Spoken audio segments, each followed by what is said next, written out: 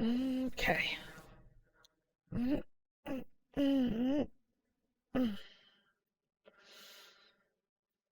It's time for an adventure.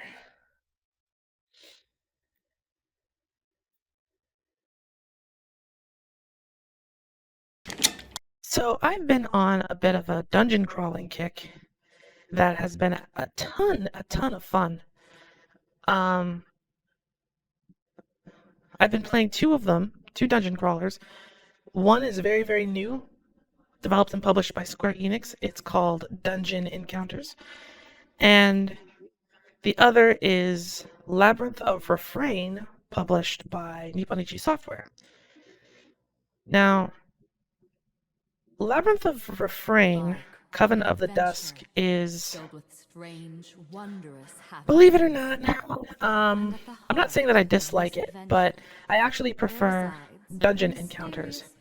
And that's going to be surprising to most people because dungeon encounters is a very minimalist style traditional RPG experience in that you boot up the game, start a new character.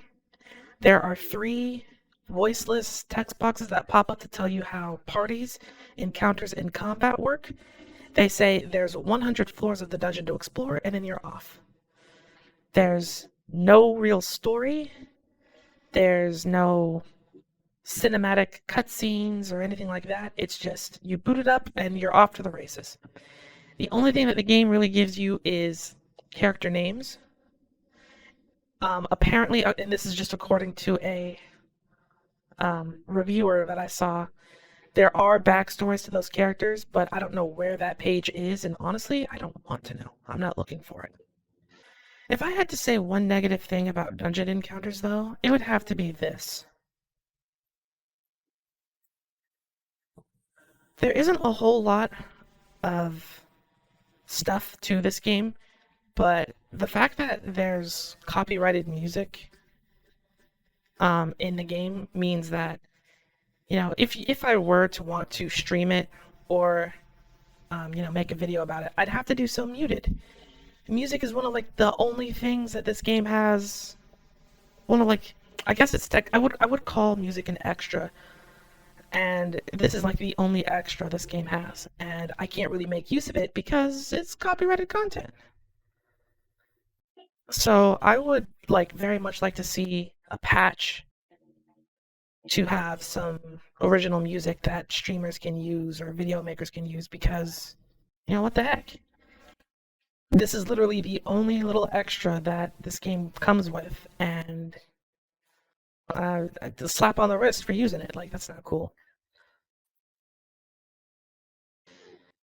Um, it's pretty divisive in the fact that there's basically nothing here. All of the fluff that would be accompanied with your typical RPG is totally absent. And for a lot of people, that's kind of a deal breaker. It means that the game is kind of boring if you aren't used to the turn-based style combat with no animations, by the way. It's just portraits.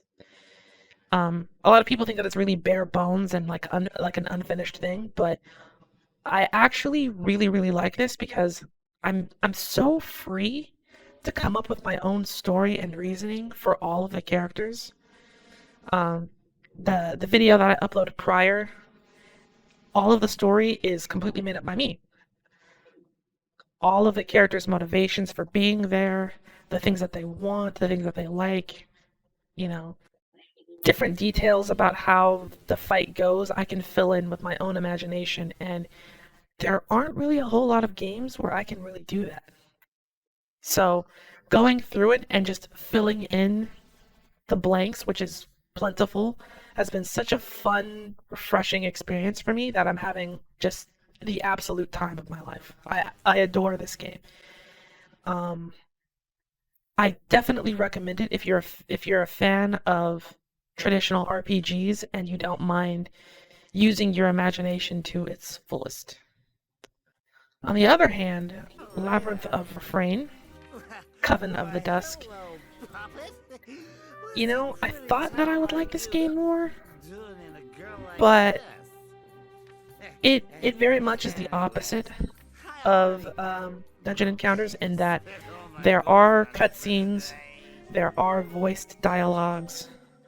It's very, very story heavy, and I find it to be kind of just like overbearing in the fact that I was I was kind of itching to get into the dungeon and see what the primary gameplay loop would be like, and there was like almost a half hour of just talking, and the story itself seems relatively interesting, but they keep explaining and re-explaining things with no gap in between the re-explanations, and it's just like, okay, I get it. You just got done explaining this concept to me 2 minutes ago. There's a labyrinth underneath this town, and humans who go into it will die from the miasma. Puppets are immune to the miasma, which is why you send puppets down there to do all of the exploring for you. And it's really, really weird because the way that they're telling the story is like out of order. So she throws the puppets down there to go exploring for this tutorial, and I'm under the impression that puppets are immune to miasma because they said so like 3 or 4 times prior, and then I get a notice saying that miasma is thick here, and then I die from the miasma. And I know that it's part of the story. You're supposed to die there, and then you go through another sequence, but it's like, didn't you just get done saying that puppets were immune?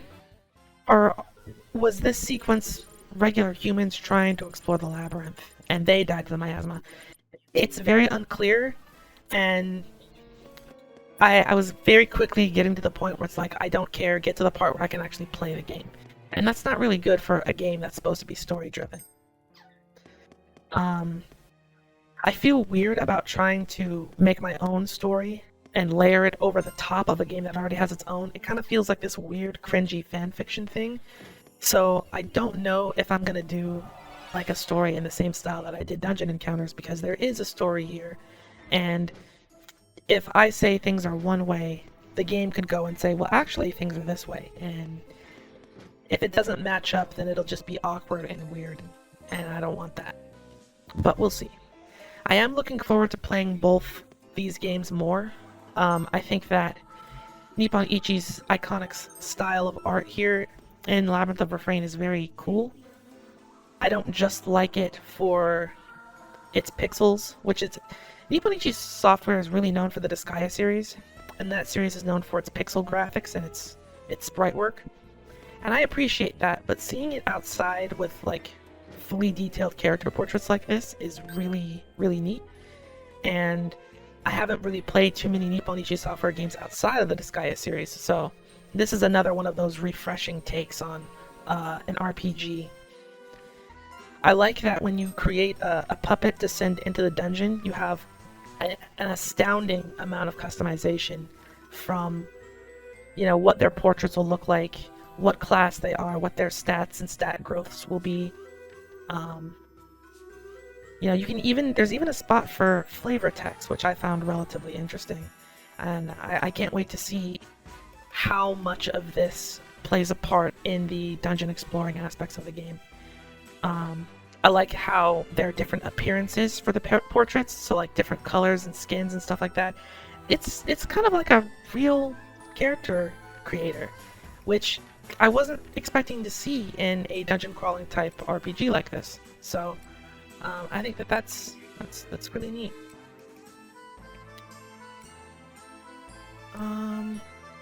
There was another crawler that I was going to play, something Stranger of the Sword.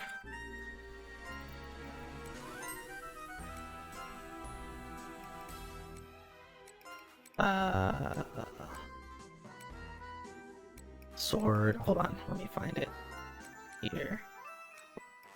Strangers of Sword City. But unfortunately, everything that I saw about that game made me think that it wouldn't be my cup of tea. Specifically because someone said that when you're creating your character, the starting stats that you get to spend are random, anywhere between 3 to 12, and they spent over an hour re-rolling trying to get the most amount of stats possible just to start with, and that honestly does not sound like a whole lot of fun for me. So I didn't pick that up, but if I'm still in the mood after going through refrain and dungeon encounters, I might just pick this up and see what's going on, because the dungeon crawler genre of game is rare, and honestly it's kind of dying. There aren't a whole lot of games being made like this anymore, and I think that that's a shame, because there's a certain charm and the sense of adventure that these games give me, and I imagine to a bunch of other people, is something that's worth preserving. So let me know what you think about dungeon crawling games down in the comments below.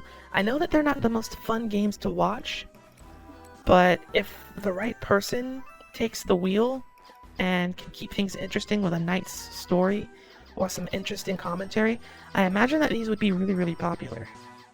Like, imagine some of your favorite streamers who you like for their commentary and their talking playing some of these. I think that you'd really get a kick out of it. But anyway, that's all for today. Let me know what you think down below, and I hope to see you guys for another video. I am still going to be playing Apex every now and then with the boys. We haven't in a while, but I expect that we will eventually again. I do also still have to play Destiny 2 because I spent the money and I have to get my money's worth out of that before the season pass ends. But yeah, hope to see you guys there, and I'll see you guys later. Bye bye!